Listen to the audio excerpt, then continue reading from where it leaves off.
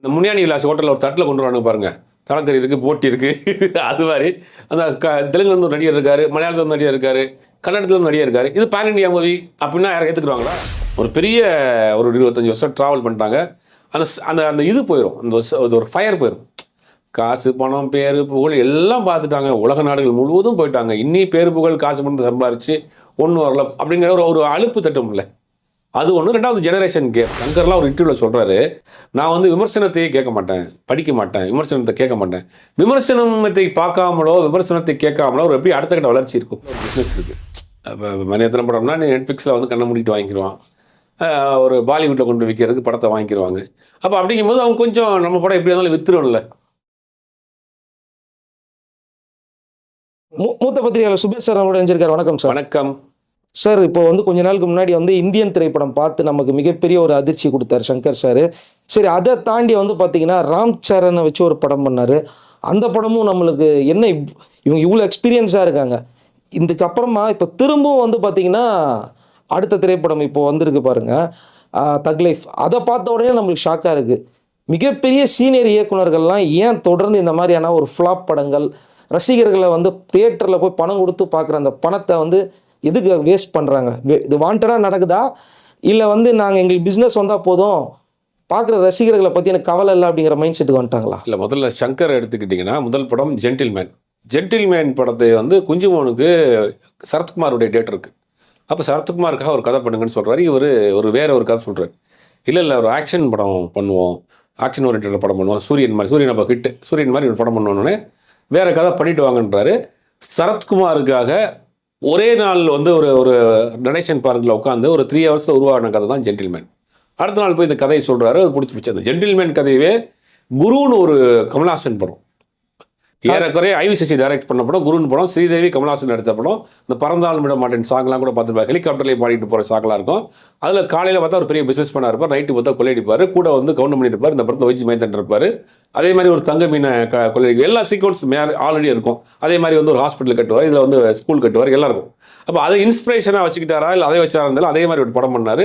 அன்றைக்கி ஏஆர் ரஹ்மான் வந்த புதுசு பீக்கில் இருக்கார், பிரபுதாவோடைய டான்ஸு எல்லாம் சேர்ந்து கவுண்டமணி செந்தில் காமெடி சேர்ந்து அந்த படம் ஒரு பெரிய ஹிட்டு. அதற்கு பிறகு பார்த்தீங்கன்னா காதலன் படம் பண்ணுறாரு. காதலன் வந்து ஓரளவு சுமாரான விமர்சனம் தான், அன்றைக்கி பெருசாக படம் நல்லா போனால் கூட விமர்சனங்கள் சுமாராக தான். அடுத்து பார்த்தீங்கன்னா இந்தியன் பண்ணுறாரு. இந்தியனில் அன்றைக்கி வந்த வர்மக்கலை அப்படிங்கிறதான் புதுசாக ஒரு விஷயத்தை கொண்டு வர்றாரு. பார்க்குறதுக்கு அது புதுசாக இருக்குது. லஞ்சத்துக்கு எதிராக ஒருத்தர் வர்றாரு அப்படிங்கிற ஒரு விஷயம் அன்றைக்கி நான் சொல்கிறது வந்து 25 வருஷத்துக்கு முன்னாடி உள்ள படம். அப்புறம் முதல்வன் பண்ணுறார். முதல்வன் சொந்த படம் பண்ணுறார். ஒரு நாள் ஒருத்தர் முதல்வர் ஆனால் என்ன அப்படிங்கிற ஒரு புதுசான ஒரு விஷயத்தை எடுக்கிறாரு. அது வந்து பெருசாக பேசப்பட்ட படம், நினச்சி கூட பார்க்க முடியாத கான்செப்ட். அது வந்து யதார்த்தத்தை ஒட்டி போச்சு, அன்றைக்கி உள்ள அரசியல் சூழ்நிலையை ஒட்டி போச்சு. அந்த படம் பெரிய ஹிட்டு. அப்படியே போய்கிட்டு இருந்தவர் என்ன பண்ணுறாருன்னா, அப்படியே தள்ளி அந்நியன் வந்து நிற்கிறார். அந்நியனில் தான் அவருக்கு பிடிச்சது ஸ்டார்டிங். அந்நியனில் என்ன பண்ணுறாரு, ரொம்ப அட்வான்ஸாக பண்ணுவோம், வேறு மாதிரி திங்க் பண்ணுவோம் அப்படின்னு ஒரே மனிதனுக்கு அந்த மாதிரிலாம் அபூர்வமாக கோடியில் ஒருத்தர் இருப்பான், இல்லாட்டி 100 கோடியில் ஒருத்தர் இருப்பான், ஸ்பிளிட் பர்சனாலிட்டி. ஆமாம், அதை வந்து தேடி கண்டுபிடிச்சி அதை ஒரு கேரக்டராக பண்ணுறோம் அப்படிங்கிறப்ப அதுவே அந்நியன் படமே வந்து பார்த்தீங்கன்னா அதுக்கு முன்னாடி உள்ள சங்கர் படம், அதுக்கு பிறகு உள்ள சங்கர். சிவாஜியை கூட பார்த்தீங்கன்னா அவ்வளோ பிரில்லியண்ட்டாக இருக்கும், அவ்வளோ ஃபாஸ்ட்டாக இருக்கும் ஸ்க்ரீன் பிளே. தமிழ் சினிமாவில் முதல் 100 கோடி படம் போல இதாக இருக்கும். 100 கோடி படமே வந்து உங்களுக்கு ஃபாஸ்ட்டாக இருக்கும்ல, பரபரன்னு இருக்கும் படம். அதில் ஸ்டைலிஷாக இருக்கும். அதுலேயுமே சில லாஜிக் மிஸ்டேக் தான் கூட. அன்றைக்கி ரஜினிகாந்துங்கிறனால செத்து போன ஒருத்தர் பொழைச்சி வர்றாருங்கிறத ரஜினிகாந்த் மட்டும் தான் எடுத்துக்கிட்டாங்க சிவாஜி படத்தில். வேறு யாராவது எடுத்துக்கிறாங்களா அவங்களுக்கு? வெடிச்சு செதுருது, உள்ளே போய் அவர் வந்து காப்பாற்றிட்டு அவங்க போய் வர்றாரு, எப்படி பாஸ்போர்ட் எடுத்தார், எப்படி அங்கேருந்து வந்தாருங்கிற லாஜிக்காக நிறைய எடுக்கும் வச்சுங்க. ஆனால் அன்னைக்கு ரஜினிகாந்துங்கிறதுனால அந்த படத்தை எடுத்துக்கிட்டாங்க. இப்படியே போயிட்டு இருக்க இந்த பேன் இண்டியா கலாச்சாரம் ஒன்று வருது. அப்போ ஹிந்திக்காக 2 சீன் வைக்கிறோம், தெலுங்குக்காக 2 சீன் வைக்கிறோம். இந்த நேரத்தில் ஒன்று கேட்குறேன், அவர் ஏற்கனவே முதல்வன் ஹிந்தியில் ஃப்ளாப் பண்ணிட்டு வந்தார். அதுலேருந்தே அவருடைய டோட்டல் மைண்ட் செட்டு மாறிடுச்சு. ஏன்னா இந்த பாலிவுட்டுக்குள்ளே போயிட்டு இங்கே வரும்போது வந்து பார்த்தீங்கன்னா வேறு மாதிரி ஆகிடுறாங்க. இப்போ நீங்கள் சங்கர் தமிழ் டைரக்டர், நடிக்கக்கூடிய நடிகர் தமிழ் நடிகர், நீங்கள் தமிழ் ஆடியன்ஸ் தான் படம் எடுக்கணும். நீங்கள் என்ன நினைக்கிறீங்க, அந்த முனியாண்டி விலாஸ் ஹோட்டலில் ஒரு தட்டில் கொண்டு வரானு பாருங்கள், தலைக்கறி இருக்குது, போட்டி இருக்குது. அது மாதிரி அந்த தெலுங்குல இருந்து ஒரு நடிகர் இருக்கார், மலையாளத்தில் ஒரு நடிகர் இருக்கார், கன்னடத்தில் ஒரு நடிகர் இருக்கார். இது பேன் இண்டியா மூவி அப்படின்னா யாரும் ஏற்றுக்குறாங்களா? பேன் இண்டியா மூவினா ஹிந்தி படங்கள் ஒரு காலத்தில் பேன் இண்டியா மூவியாக இருந்துச்சு, ஒரு காலத்தில், இப்போ கிடையாது. இப்போ ஹமாம் ஹேன் மாதிரி படங்கள் சென்னையிலேயே 1 வருஷம் ஓடிச்சு. தேசாப் மாதிரி படங்கள் தமிழ்நாட்டில் ஓடிச்சு. அந்த மாதிரி எல்லா மாநிலங்களையும் ஓடினா தான் அதுக்கு பேர் பேன் இண்டியா மூவி. அது தன்னிச்சையாக சில படங்கள் ஓடிச்சு. ஆனால் நீங்கள் என்ன பண்ணுறீங்க, அங்கேருந்து ஒரு நடிகரை கூட்டு வந்துக்கிட்டு இங்கேருந்து ஒரு நடிகரை கூட்டு வந்துக்கிட்டு இதுதான் பேன் இண்டியா மூவின்னு வச்சுக்கிட்டு அப்புறம் ஹிந்திக்காக ஒரு சீன் வைக்கிறோம், தெலுங்குக்காக ஒரு சீன் வைக்கிறோம், மலையாளத்துக்காக ஒரு சீன் வைக்கிறோம், கன்னடத்துக்காக ஒரு சீன் வைக்கிறேன்னு சொல்லி எதையுமே சரியாக பண்ண முடியாமல் படம் வந்து கடைசியில் கொலாப்ஸ் ஆகி போகுது. இந்த கேம் சேஞ்சர் படமே ராம்சரண் நடித்த படம் தெலுங்கு படம். ஆக்சுவலாக நீங்கள் முழுவதுமாக தெலுங்கு படத்தை கான்சன்ட்ரேட் பண்ணி தெலுங்கு படமாக எடுத்து தான் படம் ஓடிடும்.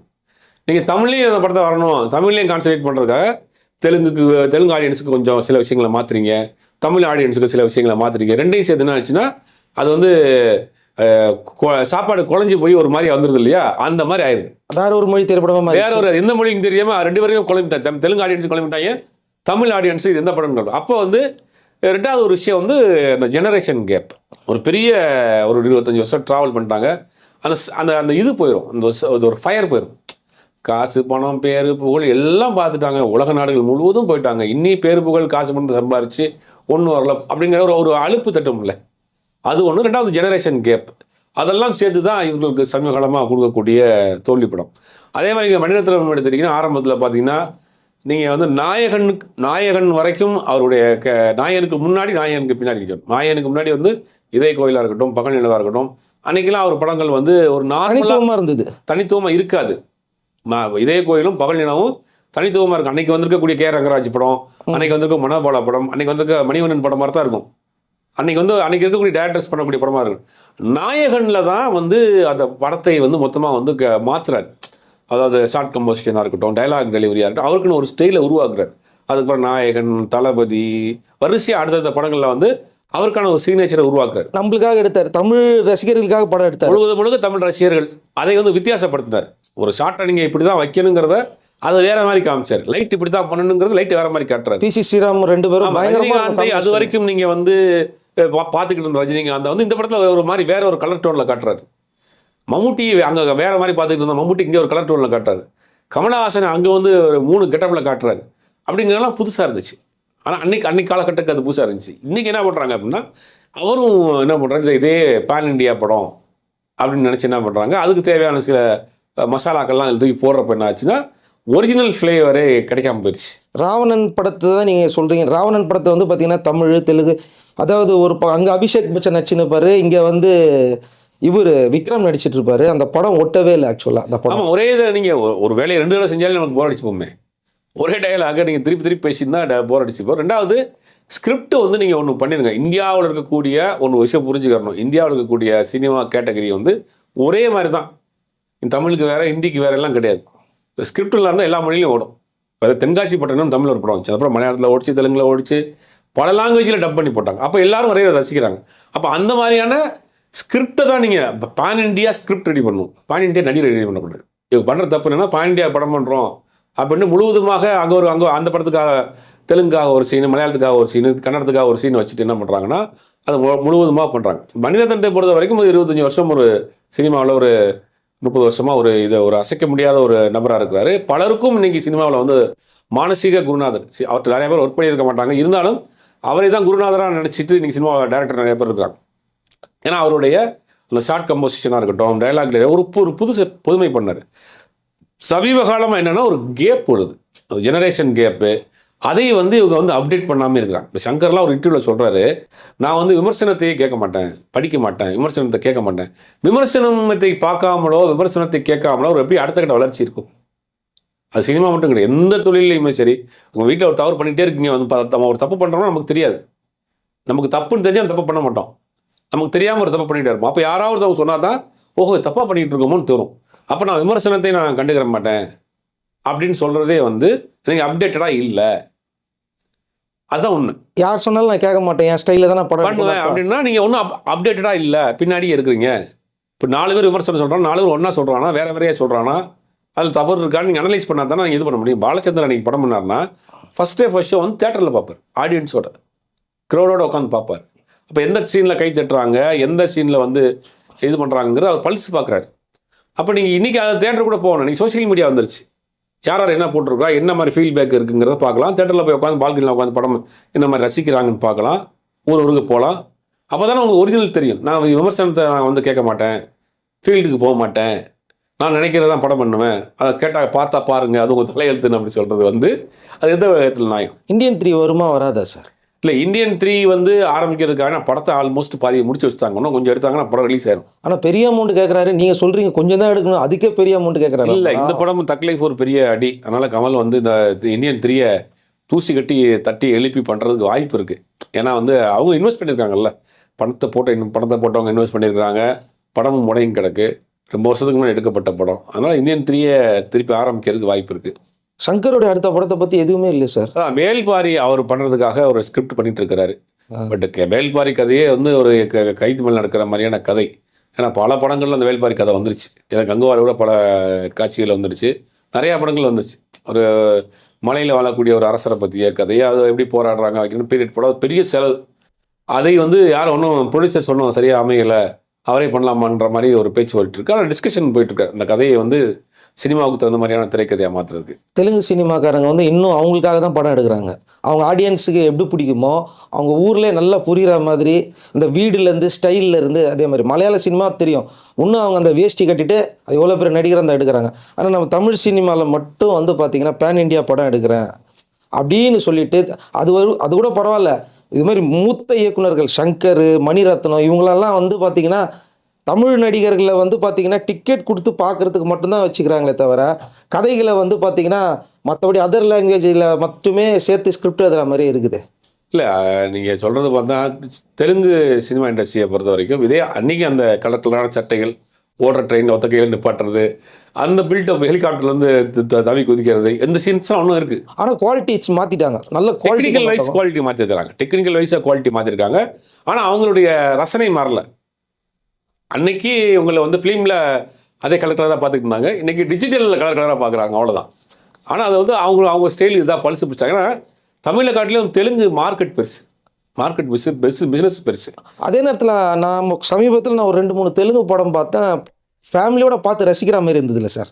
இல்லை அவங்க கொஞ்சம் இப்போ ராஜமௌலி மாதிரி, இப்போ நம்ம வந்து தெலுங்கு ஒட்டுமொத்தமாக நம்ம இப்படி சொல்லிட முடியாது. ராஜமௌலி மாதிரியான ஆட்கள் வந்து அவர்கள் பான் இண்டியா படங்களை நோக்கி போய்கிட்டு இருக்காங்க. ஆனால் தெலுங்கு படம் தான் அது. தெலுங்கு படத்தை பான் இண்டியா படமாக கொண்டு போகிறதுக்கு முயற்சி பண்ணுறாங்க. இவங்க என்ன பண்ணுறாங்க, தமிழ் படத்தை பான் இண்டியாவை ஆக்கி அதை கொலை வச்சுறாங்க.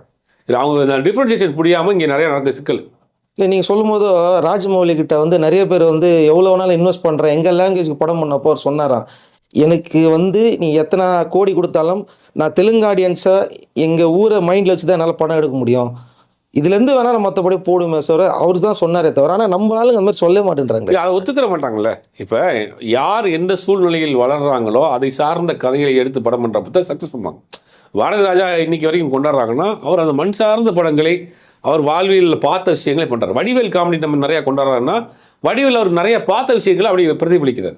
அவர் வந்து ஒரு லாரன் ஹார்டி மாதிரியோ ஒரு இங்கிலீஷ் பேசி நடிச்சிருந்தாருன்னா எப்படி ஒட்டும். அவர் என்ன சொல்கிறாருன்னா, நான் எங்கள் ஊரில் பக்கத்து தெருவில் என் கூட வேலை பார்த்தவன், இவங்களாம் பார்த்த விஷயங்கள், நான் வித்தியாசமான கேரக்டர் அதை அப்படி உள்வாங்கி நடிக்கிறேன். அதுதானே உங்களுக்கு யதார்த்தமாக இருக்கும். அடுத்தது மணிரத்னம் திரும்பவும் சிம்பு வச்ச படம் பண்ண போகிறாருன்றார். ஆமாம், லைக்கா சிம்பு மணிரத்னம் லைக்கா வந்து ஒரு கம்பேக்காக வர்றாங்க. அது கோபேக் ஆயிரும் போல இருக்கு. ஏன்னா இன்னைக்கு காலைல கண்டிப்பாக பார்த்துருப்பாங்கன்னு நான் நினைக்கிறேன். பார்த்தோன்னே பயங்கர ஷாக் ஆகிருக்கும். இல்லை அப்படி நம்ம சொல்ல முடியாது. ஒரு படத்தை வச்சு நீங்கள் பண்ண இதில் வந்து என்ன மிஸ்டேக்ஸ் நடந்ததுன்னு தெரியல. இனிமேல் தான் செய்தி வர ஆரம்பிக்கும். ஏன்னா 2 பேர் வந்து கான்ட்ரிபியூட் பண்ணதுனால ரெண்டு பேருக்குள்ள ஒரு குழப்பமாகி போச்சாரான்னு தெரியல. இல்லை சார், நான் வந்து இதுக்கு முன்னாடி மணிரத்னம் சார் படம் வந்தது பாருங்க, செக்கச்சிவந்த வானமும் சரி, ஓகே, அது கூட நல்லா தான் இருந்தது. அதுக்கப்புறம் ஓகே கண்மணி, இப்போ இந்த ஒரு படம் பொன்னியின் செல்வன் கூட எல்லாருக்குமே பிடிச்சிருக்காங்க. ஆனால் எனக்கு வந்து பெருசாக கனெக்டே ஆகலை. ஏன் ஆகலை அப்படின்னா, அந்த படத்தில் வந்து விக்ரம் மட்டும்தான் வந்து அந்த காலத்தில் இருக்கிற அந்த ராஜா மாதிரியே இருந்தது. மற்றபடி மற்றவங்களெல்லாம் பார்க்கும்போதும் சரி, அவங்க ஷூட் பண்ண இடம்லாம் க்ளீனாகவே தெரியுது. எங்கே ஷூட் பண்ணாங்க, அது பேங்காக்கில் ஷூட் பண்ண மாதிரி இருக்குது, பெருசாக ஒட்டவே இல்லை, குவாலிட்டியே சுத்தமாக இல்லை. ரொம்ப கம்மி பட்ஜெட்டில் படம் எடுத்துட்டு அது நம்மக்கிட்ட குவாலிட்டியே இல்லாமல் எடுத்து வந்து கொடுத்தா மாதிரி தான் இருந்துச்சு. ஸோ இவங்கெல்லாம் வர்த்தகத்தை மட்டுமே நோக்கி போயிடுறாங்களோ அப்படிங்கிற மாதிரி தோணுது. இவங்களுக்குலாம் ஒரு ஆல் இண்டியா லெவலில் ஒரு பிஸ்னஸ் இருக்குது. இப்போ மணிரத்னம் படம்னா நெட்ஃப்ளிக்ஸில் வந்து கண்ணை மூடிட்டு வாங்கிடுவான், ஒரு பாலிவுட்டில் கொண்டு விற்கிறதுக்கு படத்தை வாங்கிடுவாங்க. அப்போ அப்படிங்கும்போது அவங்க கொஞ்சம் நம்ம படம் எப்படி இருந்தாலும் வித்துரும்ல. அதுதான் நான் சொன்னேன், வர்த்தக சினிமா பண்ண வர்த்தகத்தில் இல்லை, வர்த்தக சினிமானா கொஞ்சம் மெனக்கெடுத்து பண்ணியிருப்பாங்கல்ல, 1000 கோடி அடிக்கிறதுக்கு பார்த்துருப்பாங்களே. நமக்கு ஒரு பிஸ்னஸ் இருக்குது போதும்னு நினைக்கிறாங்களா தெரியல. அதே நேரத்தில் யாத்திசைன்னு ஒரு படம் பார்த்தேன், அதை பார்க்கும்போது கண்டிப்பாக நம்ம அந்த காலகட்டத்துக்கு கொண்டு போன மாதிரி இருக்குது. அது ரொம்ப ரொம்ப சின்ன பட்ஜெட்டில் புதிய ஆட்கள் பண்ண படம். ஏன் ஆர்டிசி போறீங்க? இப்போ டூரிஸ்ட் ஃபேமிலி எடுத்துங்க. டூரிஸ்ட் ஃபேமிலி வந்து ஒரு ஒரு ஒரு ஒரு காலனிக்குள்ள நடக்கக்கூடிய ஒரு விசு டைப் படம் தான் அது. படத்தை கொண்டாடி தீர்த்துட்டாங்களே. அப்போ யதார்த்த சினிமாக்களில் உள்ள வரணும்.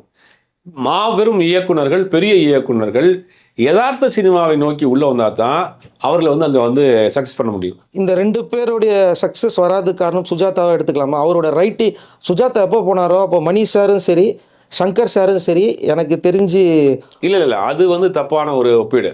இதே சுஜாதா வந்து வேற இயக்குனர்களுக்கும் எழுதியிருக்காரு. ஏன் அவங்க சைன் ஆகலை? அப்படி கிடையாது. ஒரு காலகட்டங்களில் ஒரே மாதிரி வேவ் லென்த் உள்ள ஆட்கள் சேருவாங்க. அது வந்து பெருசாக வந்து நமக்கு வந்து கனெக்ட் ஆகும். மணிரத்னம், வைரமுத்து, இளையராஜா, பாரதிராஜா, இளையராஜா, வைரமுத்து, இந்த ஒரு காம்பினேஷன் ஃபார்ம் ஆகும். பட் தனித்தனியாக போய் அவங்க இது பண்ணுவாங்க. இப்போ சுஜாதாவை பொறுத்த வரைக்கும் மணிரத்னம் கூடயும் பயணம் பண்ணியிருக்காரு, சங்கர் கூடயும் பண்ணியிருக்காரு. அதே மாதிரி வேறு சில டேரக்டர் கூட போயிருக்காரு. அந்த டேரக்டர் ஏன் சைன் ஆகலை? பாலகுமாரன் வந்து சங்கர் ஆரம்ப காலத்தில் சங்கர் தான் பாலகுமாரன் டைலாக் எழுதியிருந்தார். பட் அதுக்கு பிறகு அவரே இயக்குன படங்கள் சரியா போலையே. ஒருவேளை பிசிஐ கூட இருந்த ஒரு பிரிஞ்சதுலேருந்தே படம் வந்து எதிர்பார்த்த மாதிரி இல்லைன்னு சொல்லலாமா மணிரத்னம் சார்? இந்த படத்தில் ஃபோட்டோகிராஃபி நல்லா பண்ணியிருந்தார். இந்த பேசிட்டு இருக்க நம்ம தக்லைஃப் கூட ரவிகிருஷ்ணன் ஃபோட்டோகிராஃபிலாம் குறை சொல்ல முடியாத அளவுக்கு ரொம்ப தெளிவாக பண்ணியிருக்காங்க. அது ஒரு ஜெனரேஷன் கேப்பாக இருக்குமோ? இல்லை சார், நான் எதுக்காக அது கேட்குறேன்னா, ஒரு நல்ல காம்பினேஷன் இருக்கும் பாருங்களேன்.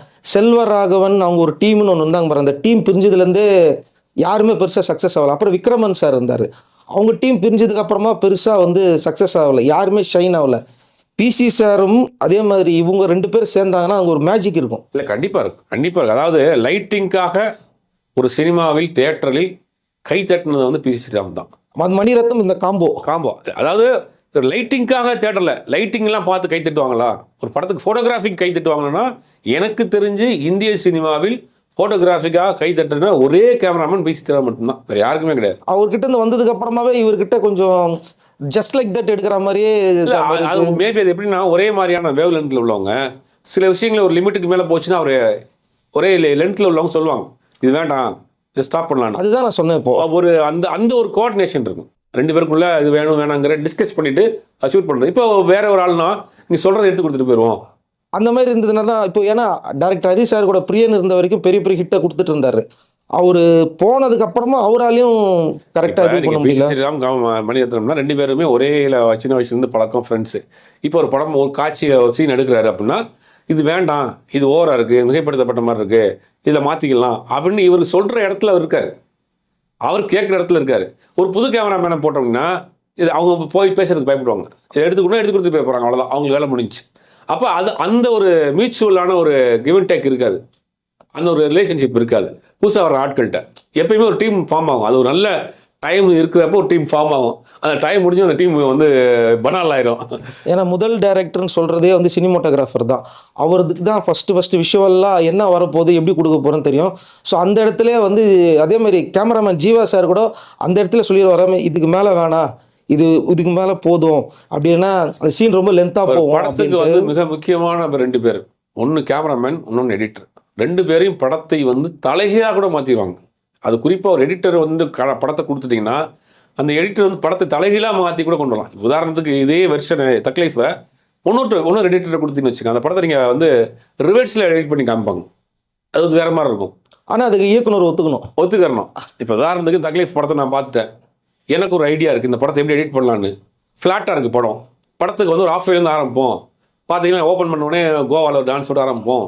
கட் பண்ணால் இவரை வந்து இங்கே காப்போம். இன்ட்ரோல் வரைக்கும் இந்த மாதிரி மாற்றி காமிச்சு இன்ட்ரோலுக்கு பிறகு கதையை ஓப்பன் பண்ண வச்சுங்க.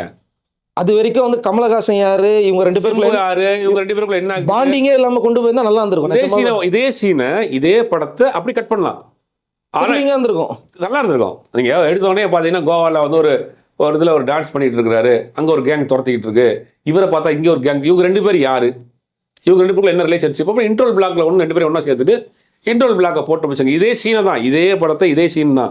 ஆனால் இவங்க எடுத்தோன்னே எல்லாத்தையும் சொல்லிட்டாங்க, எல்லாத்தையும் ஒரு ஃப்ளாட்டாக சொல்லிட்டு போயிட்டாங்க. அப்போ நீங்கள் சொன்ன மாதிரி அந்த இடத்துல வந்து இவங்க சொல்கிறத கேட்கக்கூடிய இடத்துல ஒரு எடிட்டர் இருந்தாருன்னா பண்ணியிருப்பார். அதாவது எடிட்டர் சொல்கிறதே இவங்க கேட்கக்கூடிய இடத்துல அது ஈக்குவலாக இருக்கணும். ஏன்னா லோகேஷ் கனகராஜோடைய படங்களுக்கு வந்து முடிஞ்ச அளவுக்கு அதை வந்து கொண்டு வரது ஃபிலமின்ராஜ் சொல்லுவாராமே, இந்த சீனே வேணான்னா நான் அதை எடிட்டே பண்ண மாட்டேன்னு சொல்லி. அவங்களாம் ஃப்ரெண்ட்ஸு, அவங்களாம் ஷார்ட் ஃபிலிம்ஸ்லேருந்து ஃப்ரெண்ட்ஸு. அதனால் வந்து உரிமையாக வந்து சண்டை போடக்கூடிய அளவுக்கு, பேசக்கூடிய அளவுக்கு, நல்லா இருக்கா இதை போய் என்ன வச்சுட்டு இருக்கேன்னு அந்த இடத்துல இருக்கிறாங்க. இவங்கெல்லாம் சீனியர். டெக்னீஷியன் யாரும் இவங்ககிட்ட வந்து சஜஷனே சொல்ல மாட்டாங்க, சொன்னால் அவங்க கேட்கவும் மாட்டாங்க. அது அந்த ஒரு சிக்கல் இருக்குல்ல இப்போ. அதனால நீங்கள் கேட்ட மாதிரி இந்த டெக்னிக்கல் டீம் சுஜாதாவாக இருக்கட்டும், மற்ற கேமராமேனாக இருக்கட்டும், இந்த டீம் சரியாக அமைஞ்சிருந்துச்சுன்னா அது வந்து சரியான விஷயமா இருந்திருக்கும். எது எப்படி இருந்தாலும் சார், எனக்கு தெரிஞ்சு கடைசியில் லாஸ் ஆகி நிற்கிறது என்னமோ படம் பார்க்குற நம்ம தான். பார்க்கிங் காசு போச்சு, பாப்கார்ன் காசு போச்சு, காஃபி காசு போச்சு, காஃபி 80 ரூபா, டைம் போச்சு, ஆஃப் டே. இன்னைக்கு வந்து ஆஃப் டே ஆகி போகுது படம் பார்க்கறதுக்கு. 3 மணி நேரம் படம் பார்த்துட்டு வெளில வரும்போதோ நம்மளே ஒரு டயர்ட்னஸ், ஒரு ஸ்ட்ரெஸ்ஸில் போவோம், போய் இன்னும் டபுள் ஸ்ட்ரெஸ்ஸாக நம்ம வந்த மாதிரி தான் இருக்குது. இனிமேலாவது இந்த வீடியோ பார்த்தாவது கேட்குறாங்களா, இல்லை திரும்பவும் சங்கர் சார் ஸ்டைலில் நீ என்ன சொன்னாலும் நான் கேட்க மாட்டேன்றாங்களா, அது வந்து அவங்களுடைய விருப்பம். கமெண்ட் செக்ஷனில் வந்து அவங்களே ரசிகர்களே வந்து சொல்லட்டும், நம்ம சொன்ன இந்த விஷயங்கள் வந்து காமனான ஒரு விஷயமா இருக்குதா, இல்லை இதில் இருக்கிற என்ன நுவான்சஸ் அப்படிங்கிறத அவங்களே சொல்லட்டும். நன்றி சார். நன்றி.